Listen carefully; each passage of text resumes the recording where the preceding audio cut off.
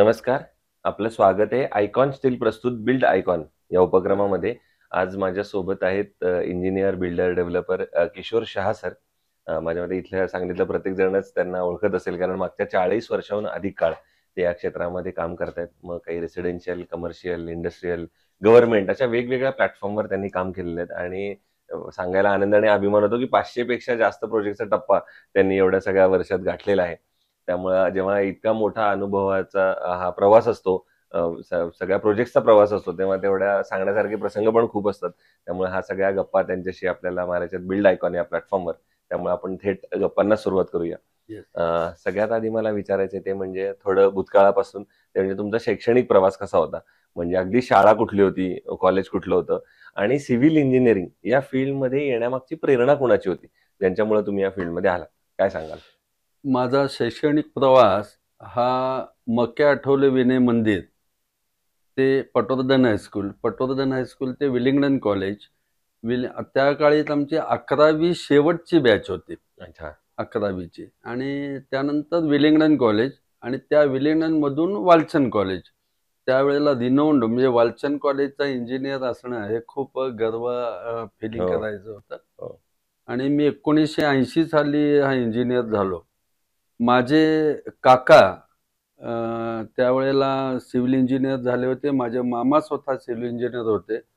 माझ्या आईची प्रेरणा खूप होती की मी इंजिनियर बनून या समाजात एक चांगलं काम करावं, हां. असं तिची इच्छा होती. त्याप्रमाणे मी सिव्हिल इंजिनियर झालो. सिव्हिल इंजिनियर झाल्यानंतर हिंदुस्तान कन्स्ट्रक्शन कंपनीमध्ये पहिल्यांदा मी जॉब घेतला. बरं. मला ठाणा बेलापूर रोडवरती नोसिल इफ्लुएंट ट्रीटमेंट प्लॅन्टच्या कामावरती नियुक्त करण्यात आलं. तिथं मी 6 महिने काम केल्यानंतर मी पुन्हा सांगलीत आलो आणि मी माझ्या काकांच्याकडे, म्हणजे त्यांची त्या काळात कंपनी होती भाटे जोशी कन्स्ट्रक्शन कंपनी म्हणून, त्यांच्याकडे साधारणतः 3.5 वर्ष मी काम केलं. बरं. आणि 3.5 वर्ष काम केल्यानंतर मी माझा स्वतःचा व्यवसाय सुरू केला. आणि स्वतःचा व्यवसाय सुरू केल्यानंतर माझं पहिलंच काम हे खूप प्रेस्टिजियस काम होतं. त्यावेळेला वसंतदादा आयुर्वेदिक मेडिकल कॉलेजचं त्या काळातलं ते 10 लाखाचं काम. माझं वय होतं 25 आणि त्या काळातलं 10 लाखाचं काम माझ्या मित्रमंडळींच्या सहकार्यामुळं आणि आईच्या ओळखीमुळं म्हणा थोडक्यात, की ते काम मला मिळालं. आणि मला अभिमानानं सांगावं वाटतंय की ते काम मी इतर 3-4 कॉन्ट्रॅक्टर होतं त्यांच्यापेक्षा लवकर, म्हणजे प्रथम क्रमांकाने मी 8 महिन्यात कंप्लीट करून ते कॉलेज चालू करण्यासाठी केलं. आणि that was my big achievement. आणि त्याच्यानंतर मी असं मागं वळून बघितलंच नाही आणि मग अनेक कामं मी करत गेलो असं.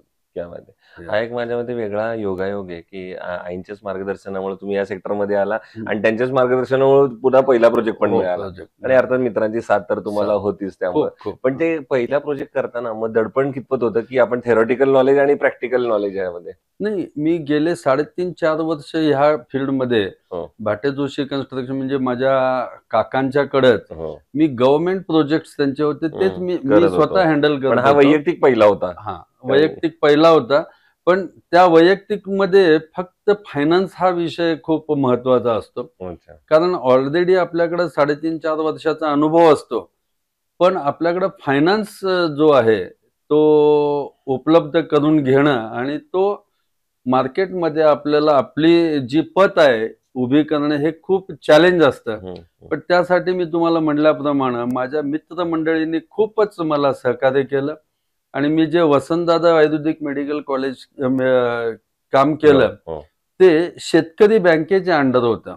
अच्छा. म्हणजे त्या काळातले आप्पासाहेब बिरनाळे, विष्णू अण्णा पाटील हे दिग्गज लोक होती. आणि त्यांच्याशी आमचे घरगुती संबंध, म्हणजे आईचं मी तुम्हाला म्हटल्याप्रमाणे आई एक सेवा दलाची कार्यकर्ता होती. आणि त्यामुळं मला शेतकरी बँकेतून फंडिंग मिळाल्यामुळं मला तो मार्ग खूपच सुकर झाला. आणि मला फायनान्स, तसं मी खूप फायनान्शियली स्ट्रॉंग होतो असं नाहीये, पण त्यांच्यामुळे जे मिळालेलं पाठबळ आणि फायनान्स ह्याच्यामुळं माझा कॉन्फिडन्स यात मी ते काम.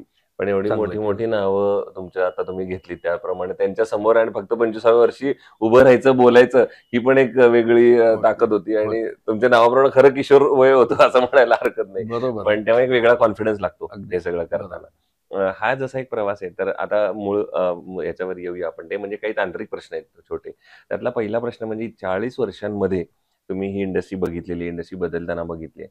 यामध्ये कामगार हा कायमच केंद्रस्थानी राहिलेला आहे पूर्वीपासून आणि बरोबर. आतापर्यंत. तर यामध्ये अकुशल कामगारांचं प्रमाण सुद्धा फार मोठं आहे आणि अशा अनस्किल्ड लेबरकडून काम करून घेणं हे कितपत धोकादायक आहे असं तुम्हाला वाटतं आणि तुम्ही कशी ती आजवर परिस्थिती हाताळली? आता अनस्किल्ड लेबर जो असतो ना, तो त्या क्षेत्रात काम करत असतो. म्हणजे अनस्किल्ड लेबर काय करणार? खुदाई करणार. अनस्किल्ड लेबर काय करणार? तो कॉन्क्रिटिंग करणार. फक्त त्यांचं ते मोनोटोनस काम असतंय. त्या मोनोटोनस काममुळं त्यांना खूप काही सांगावं लागत नाही, बिकॉज ते सुद्धा तेवढेच ब्रिलियंट असतात आणि त्यांना फक्त काम एकदा समजावून सांगितले की ते रिपीटेडली करू शकतात. पूर्वीच्या काळातला लेबर आणि आत्ताच्या काळातल्या लेबरमध्ये खूप जमीन आसमानचा फरक आहे. त्याच्या 2 गोष्टींना. पूर्वी जो लेबर आहे तो कामासाठी करायचा, म्हणजे पैसे अर्थार्जनासाठी जरी असलं तरी कामाला समर्पित भावानं तो काम करायचा. आणि आत्ताचा लेबर हा फक्त पैशाच्या मिळवण्यासाठी, फक्त शरीराला कमी त्रास देता आणि जास्तीत जास्त पैसे मिळवण्याच्या प्रयत्नाचा आता लेबर आहे. म्हणजे तो अनस्किल्ड लेबर पैकी. म्हणजे हा खूप मोठा मानसिकतेतला फरक झालाय. मानसिकतेतला आणि फरक. त्यामुळे तो अर्थातच तो फरक कामावर सुद्धा दिसतो, अशी जेव्हा मानसिकता असते तेव्हा. दुसरं, आता तुम्ही इतके वर्ष या फील्डमध्ये काम करताय, तर त्याच्यामधला प्लॅन हा जो फेज आहे किंवा आराखडा किंवा रचना, तुम्ही ऑफकोर्स 40 वर्षापूर्वी जेव्हा पहिला प्लॅन काढला असेल तो अगदी कागद आणि पेन्सिलच्या सहाय्याने काढला असेल आणि आता सॉफ्टवेअरच्या सहाय्याने होत असेल. तर या प्लॅन, या स्टेजचं तुमच्या मते इम्पॉर्टन्स काय आहे एक इंजिनियर म्हणून, आणि तुम्ही कसं त्यावर आता काम करता? आता 2 गोष्टी आहेत. तुम्ही ज्या वेळेला बिल्डर म्हणून काम करता, त्यावेळेलाच तुमचा प्लॅनशी निगडीत संबंध येतो.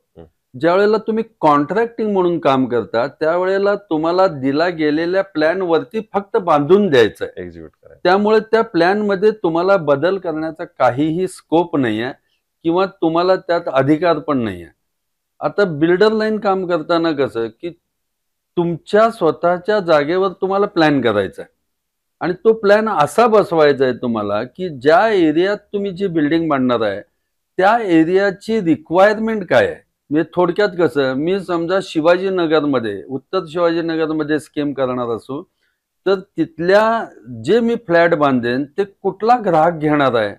मग तिथं 2 BHK बांधले तर लगेच खपू शकेल. मी डेव्हलपिंग एरियात बांधणार आहे तर तिथं 1 BHK फ्लॅट चालतील, कारण त्या लोकांना तिथं घेणं ते परवडणार आहे. कारण 1 BHK फ्लॅट मी शिवाजीनगरमध्ये विकू शकत नाही, कारण त्याची कॉस्टिंग जास्त येते. अशा वेळेलाच प्लॅन मध्ये आम्हाला स्वतःचं काम ज्या वेळेला आम्ही करतो की ऍज अ बिल्डर म्हणून, रिअल इस्टेट डेव्हलपर म्हणून, त्यावेळेला तो प्लॅनचा स्कोप असतो आणि मग आम्हाला आमच्या अनुभवाप्रमाणे त्या एरियाची, तिथल्या लोकांच्या ग्राहकाची असेसमेंट करून आपल्याला तो प्लॅन बनवावा लागतो. बरोबर. जसं तुम्ही म्हणालात की बिल्डर डेव्हलपर म्हणून प्लॅनकडे एक वेगळं महत्त्व द्यावं लागतं किंवा त्याच्यावर काम करावं लागतं. तसंच मला एक कायम असं वाटतं की जेव्हा इंडिव्हिज्युअल बंगलो बनवत असतो तेव्हा आपल्याला त्या कस्टमरची रिक्वायरमेंट माहीत असते. पण अशा ह्याच्यामध्ये कस्टमरची रिक्वायरमेंट माहीत नसते आणि त्याचा अंदाज करून तुम्ही तो प्लॅन करत असता की असंच घर त्याला लागेल, असा फ्लॅट लागेल असं. तर अशा वेळेला त्याचं बजेट आणि क्वालिटी ऑफ कन्स्ट्रक्शन या दोन्हीचा समतोल कसा साधता? कारण लोकेशन प्रमाणे त्याची प्राइस रेंज बदलते. आता तो समतोल कसा साधायचा आहे की तुम्हाला म्हटल्याप्रमाणे प्रत्येक एरियातल्या आणि प्रत्येक, आता आपल्या सांगली हे गाव आहे, तिथल्या लोकांची पर कॅपिटा इन्कम, त्याची अफोर्डेबिलिटी किती आहे, त्या अफोर्डेबिलिटीचा आपण विचार करून तो प्लॅन बनवायचा आहे. मग 1 BHK फ्लॅट आम्ही ज्या वेळेला स्कीम म्हणजे चालू केल्या 90 साली, तो 550 फुटाचा फ्लॅट असायचा आणि तो 550 फुटाचा फ्लॅट आम्ही साधारणतः 1,10,000 रुपयाला तो फ्लॅट विकायचो. आणि आजच्या काळात 1 BHK फ्लॅट सुद्धा लोकांना तो 650 स्क्वेअर फीट मिनिमम लागतो. आणि त्यावेळेला 650 स्क्वेअर फीटाच्या फ्लॅटची किंमत आज 22 लाखाच्या घरात जाते. तर आज त्या व्हॅल्यू प्रमाणे त्याचे हे कमी झालेले आहेत. मग आता त्याच्यात कन्स्ट्रक्शनमध्ये स्पेसिफिकेशनच्या मुळे जे कन्स्ट्रक्शन कॉस्टमध्ये फरक पडतो तो खूप मोठा फरक पडत नाही, एक 25-50 रुपयाचा फरक पडतो. पण तुम्हाला क्वालिटी मेंटेन करायला, लोकांना आकर्षित करण्यासाठी काही चांगल्या गोष्टी दिल्या तर तो जास्त आकर्षित होतो आणि त्याच्यामुळं आपला प्रॉडक्ट लवकर विकण्यासाठी ते फायदेशीर ठरतं. मग समजा तुमच्या आयकॉन सारखे स्टील आहे, ते आम्ही तुमच्या बिल्डिंगमध्ये वापरलंय. हे एक लँडमार्क होऊ शकतं. बाबा आम्ही अमुक टाईल कंपनीची टाईल अमुक ही वापरलेली आहे. मग लोकांनी ती नावं ऐकलेली असतात आणि त्या ऐकलेल्या नावामुळं काय होतं, की त्याला वाटतं हे नाही दिस प्रॉडक्ट इज गुड आणि आपल्याला 20, 25, 50 महाग पडलं किंवा नसलं तरी मिळणारा प्रॉडक्ट हा आपला पूर्ण खात्रीचा मिळतोय असं त्यांना होतं. बरोबर. दुसरं तुम्ही म्हणाल तसं, की सुरुवातीच्या काही काळामध्ये आपण शासकीय संस्था किंवा स्थानिक स्वराज्य संस्थांसाठी सुद्धा कामं केली. तर ते प्रोजेक्ट कशा प्रकारचे होते आणि कशा स्वरूपाचे होते म्हणजे? आता स्थानिक स्वराज्य संस्थेचे तुम्हाला म्हटलं का नाही, एक तुम्हाला सांगितलं वसंतदादा आयुर्वेदिक मेडिकल कॉलेज आम्ही हो. बांधलं. पुन्हा त्या मार्केट कमिटीचे कमर्शियल गाळे बांधले बरोबर. किंवा आप्पासाहेब बिरनाळे फार्मसी कॉलेजची एक छोटी शेड बिल्डिंग बांधली. बाकी MIDCतले इंडस्ट्रियल शेड्स बांधले, छोटे मोठे लोकांचे बंगले बांधले आणि गव्हर्नमेंटची कामं करताना मात्र ती गव्हर्नमेंटची कामं मग ती इन्स्टिट्यूशनल म्हणजे GST भवन, रिसेंटली GST भवन मोठं आपण बांधलं, की जे गव्हर्नमेंटच्या. पुन्हा IITI कॉलेज जतला आपण बांधलं किंवा मुलींचं वसतिगृह कवठेमंकाळला बांधलं. असे वेगवेगळी कामं आपण प्रोजेक्ट्स केली. त्याच्यामध्ये केलेले. बरोबर आहे. दुसरं इतक्या वर्षांमध्ये तुम्ही जसं एक क्षेत्र बदलताना बघितलंय, तसं तंत्रज्ञान सुद्धा बदलताना बघितलंय. ओके. तर या तंत्रज्ञानाचा आजच्या काळात कसा फायदा तुम्हाला होतो? एक सॉफ्टवेअरच्या मदतीनं आणि एक मशिनरी साइडनं? खूप चांगला प्रश्न आहे. पूर्वी जे काम आम्ही 1 वर्षात करायचो, कारण ते लेबरनं काम होतं म्हणजे बरोबर. खुदाई साधन. हो. तर त्यात आमचं इनोव्हेशन पहिल्यांदा ज्यावेळेला मी व्यवसाय चालू केला, ज्यावेळेला मी भाटे साहेबांच्याकडे काम करतो, तर खुदाई ही माणसांनी केलेलीच खुदाई त्यावेळेला व्हायची, मशिनरी नव्हती. त्याचा पुढचा काळ असा आला, की आम्ही मग ते जास्त खोल जायला लागलं त्यावेळेला गाढवाने खुदाई केली. हो, म्हणजे हो. ते गाढव पाठवून गाढवाने ते मटेरियल लिफ्ट करायचं आणि दुसरीकडे टाकायचं. हो.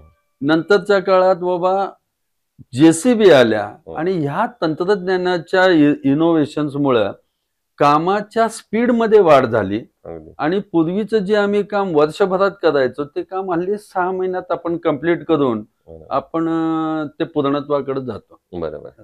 आता या सगळ्यापेक्षा एक आता वेगळा प्रश्न आहे, तो म्हणजे तुम्ही मूळचे सांगलीचे आहात. जसा तुम्ही या इंडस्ट्रीचा प्रवास बघितलाय, तसा सांगली जिल्ह्याचा पण एक प्रवास बघितलाय. बदलती सांगली तुम्ही बघितलेली, त्याचे तुम्ही साक्षीदार आहात. म्हणून हा प्रश्न आहे. ते म्हणजे सांगली जिल्ह्याच्या विकासाचं व्हिजन असं जर तुम्हाला एक विचारलं इंजिनियर, बिल्डर, डेव्हलपर म्हणून, तर तुमच्या डोळ्यासमोर कुठली क्षेत्र येतात, कुठले सेक्टर येतात, ज्या सेक्टरवर आता पुढच्या 10-15 वर्षात काम करणं गरजेचं आहे, जर सांगलीचा आपल्याला एक सर्वांगीण विकास पुढच्या 10-15 वर्षात करायचा असेल तर? तसं सांगली जिल्हा जर म्हणला ना, तर तो कृषीप्रधान जिल्हा आहे आणि ॲग्री बेस्ड जिल्हा असल्यामुळं पूर्वीपासून इथली जी मार्केट कमिटी होती, मार्केट यार्ड होतं, हे खूप सक्षमतेनं चालायचं. म्हणजे त्यावेळेला हळदीचं मार्केट चांगलं होतं, गूळ होता. पण आता कालांतरानं नवीन पिढी आली, त्या ॲग्री बेस्डचे वेगवेगळ्या क्षेत्रात वेगवेगळ्या ठिकाणी मार्केट यार्ड झाले. पण आता जर तुम्हाला म्हणजे बदलती सांगली आपल्याला पाहिजेल असेल, तर आपल्याला ट्रान्सपोर्टेशनची सोय म्हणजे ज्याला म्हणतो पब्लिक ट्रान्सपोर्ट आणि कम्युनिकेशनचे गोष्टी आहेत, ह्या इझिएस्ट झाल्या पाहिजेत. कदाचित पुढच्या काळात त्या होऊ घातलेल्या आहेत. म्हणजे थोडक्यात आज पुण्यापासून सांगली पूर्वी यायला एक 7 तास लागायचे, आज आपण 4 तासात येतो.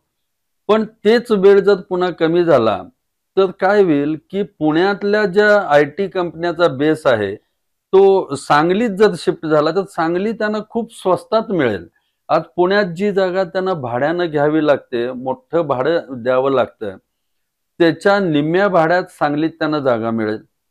त्यामुळे त्यांचा जो प्रोडक्शन कॉस्ट कमी होईल. आजच्या जगात कॉम्पिटिशनमध्ये जेवढं तुम्ही कॉस्ट तुमचे फॅक्टर जो आहे तो कमी कराल, तेवढा तुम्हाला जास्त फायदेशीर ठरू शकेल. शिवाय सांगलीत अवेलेबल जी जागा आहे, अवेलेबल लेबर आहे.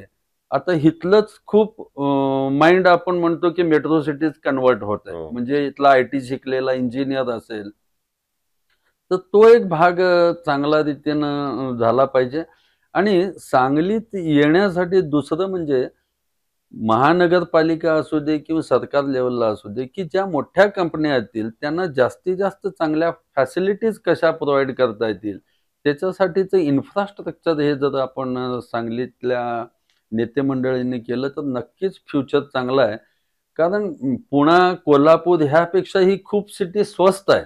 हं. आणि त्या स्वस्त असल्यामुळं तिथला जो प्रोडक्शन कॉस्ट कमी आहे, अवेलेबिलिटी ऑफ लेबर जास्ती, अवेलेबिलिटी ऑफ स्पेस जास्ती, तर त्याच्यामुळे तो चांगलाच बदल होऊ होऊ शकेल असं शकतो. मला वाटतं. पण हे सगळं करताना जसं तुम्ही सांगितलं एक महत्त्वाचं इंडस्ट्री आहे, एक रोड्स कनेक्टिव्हिटी आहे आणि जसं स्वस्त आहे तुम्ही सांगितलं. तर या सगळ्याचा जर वापर अजून चांगल्या रीतीने करायचा असेल, तर मग शासनानं काय पावलं उचलली पाहिजेत किंवा आहे त्या पावलांना कशी गती दिली पाहिजे, असं तुम्हाला वाटतंय?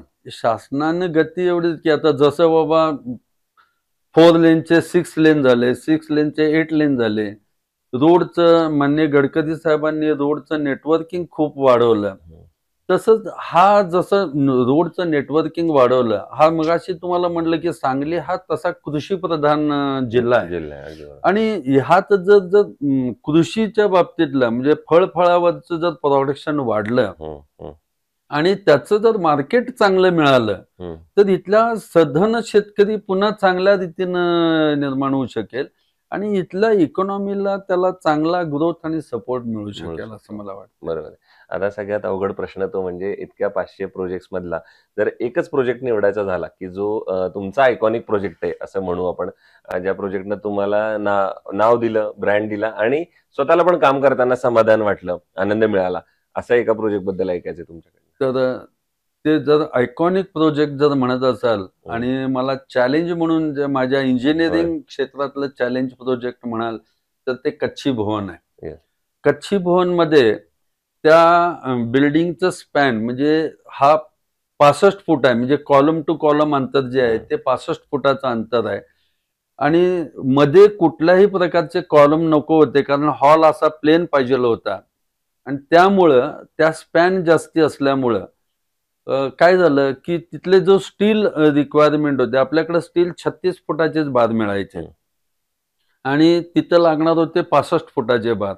32 चे. आता त्या बिल्डिंगमध्ये जर आयकॉनिक म्हणून म्हणायचं झालं तर तुम्ही फर्स्ट फ्लोअरला जर गेला तर तिथं मॅझनाईन फ्लोअर असा सस्पेंड केलेला आहे. हं. म्हणजे तो सस्पेंड करून वरच्या बीम मध्ये अँकर करून घेतलाय. म्हणजे त्या फ्लोअरचं फाउंडेशन जे आहे ते वरच्या बीम मध्ये आहे. हं. म्हणजे खाली आम्ही सेंटरिंग केल्यानंतर तो सगळा ओतलेला भाग वरचे बीम आणि वरचं स्लॅब होईपर्यंत ते खालनं खोलायचं नाहीये. हं, हं.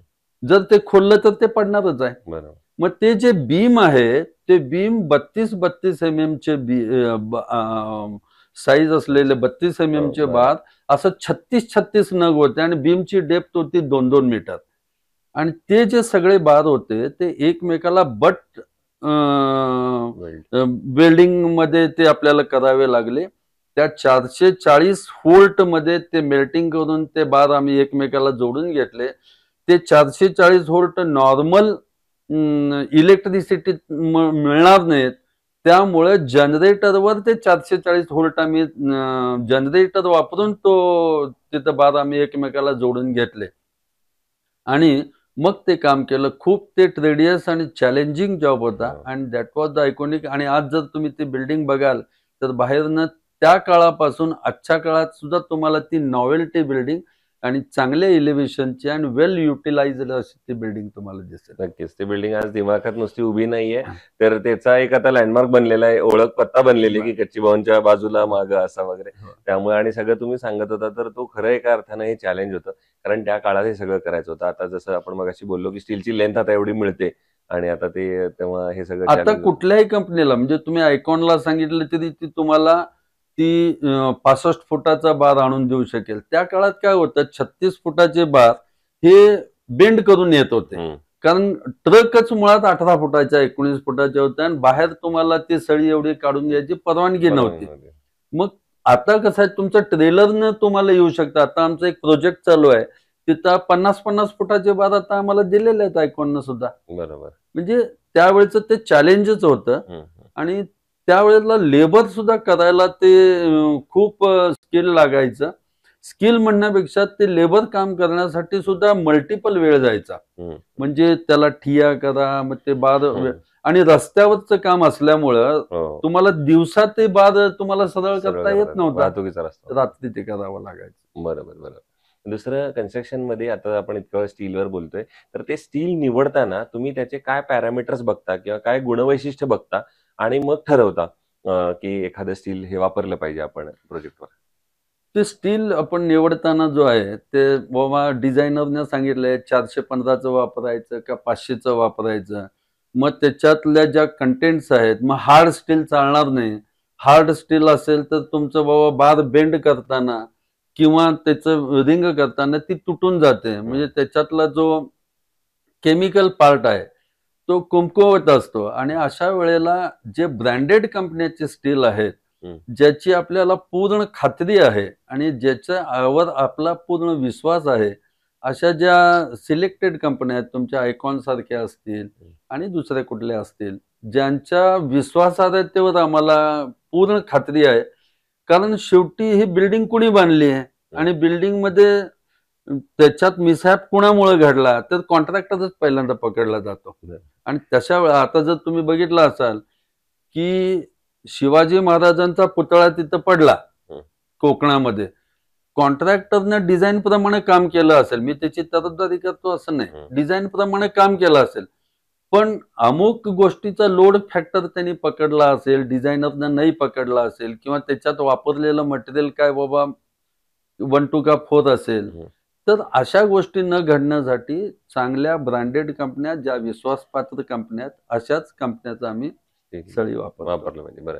आयकॉन स्टीलचा पण उल्लेख तुम्ही आता केलात बोलताना. तर आयकॉन स्टील तुम्ही वापरलेलंच आहे अनेक हो. प्रोजेक्ट्सवर. हं. तर त्यांचा प्रॉडक्ट म्हणून आणि सर्व्हिस म्हणून कसा होता अनुभव? उत्तम आहे. त्यांचा प्रॉडक्ट मी तुम्हाला म्हटलं ना, म्हणून तर तुम्हाला 2-4 वेळा म्हटलं, आमच्या आता चालू प्रोजेक्टमध्ये सुद्धा त्यांचा आम्ही घेत असतो. हं. आणि सर्व्हिस म्हटलं तर काय प्रश्नच नाही. म्हणजे आज त्यांनी डीलर नेमलेले आहेत. हं. त्या डीलरांच्याकडून आणि आपल्याला ज्या रिक्वायरमेंट असतात, म्हणजे बाबा 50 फुटाचा बार पाहिजे, बाबा अमुक लेंथचा बार पाहिजे, रँडम सळी पाहिजे, तर त्यांच्याकडनं आम्हाला मिळू शकते. त्याच्यामुळे काय होतं की आमच्या कॉस्ट फॅक्टरमध्ये त्याची कपात होते. बरं. आणि आज तुम्ही पैसे मिळवण्यापेक्षा पैसे वाचवणं म्हणजे ते मिळवल्यासारखे आहे. मिळवल्यासारखे. वाह! वाह! हेही फार गणित आयुष्यासाठी, व्यवसायासाठी दोन्हीसाठी फार हो. महत्वाचं आहे. आणि आता अगदी शेवटचा प्रश्न ते म्हणजे या क्षेत्रात इतके वर्ष 40 वर्ष काम केल्यानंतर जी आता तरुण पिढी या क्षेत्रात येतीये, जसं तुम्ही मगाशी कामगारांच्या बाबतीत म्हटलात, तसंच ज्या सिव्हिल इंजिनियर्स पण येतात ज्यांचं पहिलं पाऊल आहे आणि तुमच्यासारखेच ज्यांना महत्वाकांक्षा आहे की भविष्यात आपणही एखादं बिल्डर डेव्हलपर व्हावं, तर अशा सगळ्यांसाठी तुम्ही गुरुमंत्र, यशाचा तुमचा फॉर्म्युला, सिक्रेट काय सांगाल? सिक्रेट मी एवढंच सांगेन, माननीय इंदिरा गांधींनी 77 साली इमर्जन्सी लावली. हो. आणि त्या इमर्जन्सीमध्ये एक स्लोगन त्यांनी टाकला होता आणि जो माझ्या आयुष्यासाठी, माझ्या गोलसाठी तो खूप उपयोगी पडला आणि तोच मी आता त्या युवकांना सांगतो. एकच जादू, सपाटून काम, दूरदृष्टी आणि दृढ निर्धार. वाह! जर तुमचा गोल फिक्स असेल, तुमचा निर्धार फिक्स असेल, तर तुमची अचिव्हमेंट नक्की तुम्हाला मिळू शकेल. आणि तुम्हाला झोकून काम करावं लागेल. त्यावेळेला तुम्हाला किती वेळ लागला आणि किती नाही लागला, किती श्रम पडले आणि किती नाही पडले, ह्याच्यापेक्षा तुम्हाला ते झपाटूनच काम करावं लागेल आणि यश हे तुमच्या पदरी नक्की पडेल. क्या बात है! तर ते engineer, builder, developer Kishor Shah sir आणि त्यांनी त्यांचा आजवरचा आलेला अनुभव, आजवर केलेल्या प्रोजेक्ट्सबद्दल सांगितलं. मला नक्की माहिती आहे, की जेव्हा 40 वर्षांचा अनुभव असतो, शेकडो प्रोजेक्ट्सचा अनुभव असतो, तेव्हा तो असा काही मिनिटांमध्ये मांडणं फार अवघड असतं. तरी पण फार मोजक्या महत्त्वाच्या शब्दांमध्ये महत्त्वाचे प्रसंग, घटना सुद्धा त्यांनी त्यामध्ये सांगितल्या आणि सगळ्यात महत्त्वाचं म्हणजे ज्या क्षेत्रामध्ये तरुण इंजिनियर्स येतात त्यांच्यासाठी सुद्धा महत्त्वपूर्ण सल्ला दिला, की घड्याळाच्या त्या काट्यांमध्ये किंवा आकड्यांमध्ये हे कधी कष्ट किंवा याचं मोजमाप नसतं. तर ते तुम्ही करत राहायचं असतं. यश तुम्हाला आपोआपच मिळतं. पुन्हा एकदा सर आपले मनापासून आभार आणि अजून सुद्धा भविष्यात असेच आयकॉनिक प्रोजेक्टची निर्मिती तुमच्या हातून घडावी ह्याच आयकॉन स्टीलकडून मनःपूर्वक शुभेच्छा. धन्यवाद. थँक्यू.